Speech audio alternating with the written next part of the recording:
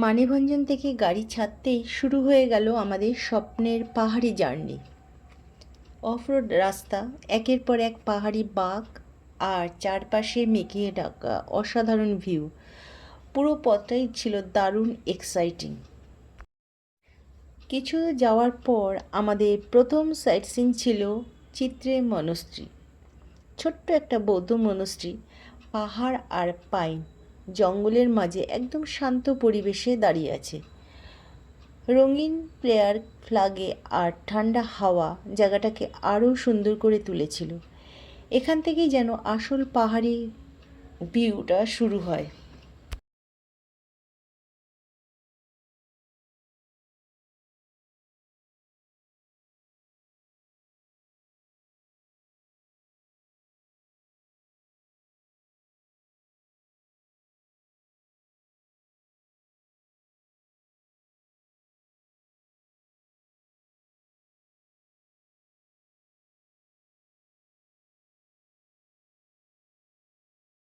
এই ভিউটা দেখানো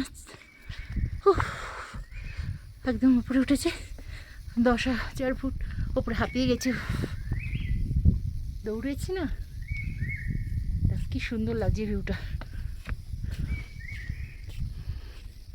এই মানুষটির ওপর থেকে এই ভিউটা দেখাচ্ছে।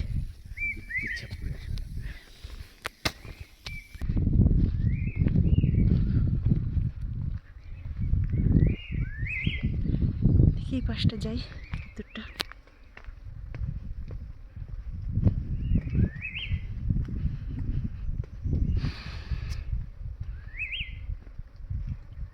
প্রচন্ড হাওয়া।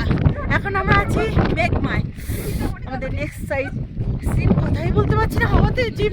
পর আমরা চলে এলাম মেঘমা। ভারত নেপাল বর্ডারের কাছে একটা ছোট্ট পাহাড়ি গ্রাম।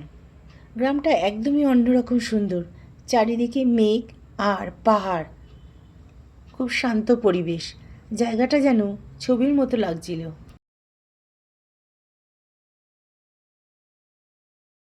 তারপর রাস্তা যত উপরে উঠছিল ততই মেঘ আমাদের আরও কাছে চলে আসছিল।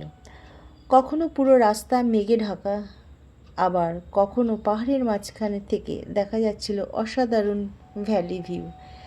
গাড়ির প্রতিটা বাঁক যেন নতুন নতুন দৃশ্য দেখা দিচ্ছিল।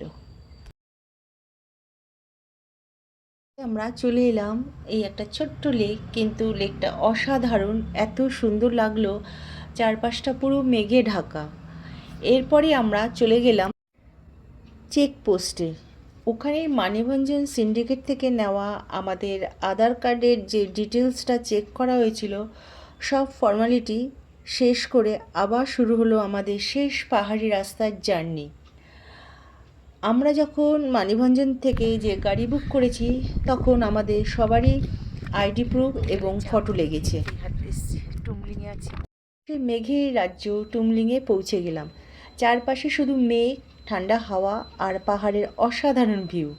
মনে হচ্ছিল যেন মেঘের মধ্যে এসে দাঁড়িয়ে আছি। পৌঁছে আমরা একটু রেস্ট নিয়ে লাঞ্চ সেরে বিকেলবেলা আমরা বেরিয়ে পড়লাম চারপাশটা ঘুরে দেখতে।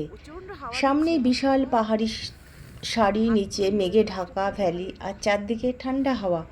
পুরো জায়গাটা যেন স্বপ্নের মতো লাগছিল।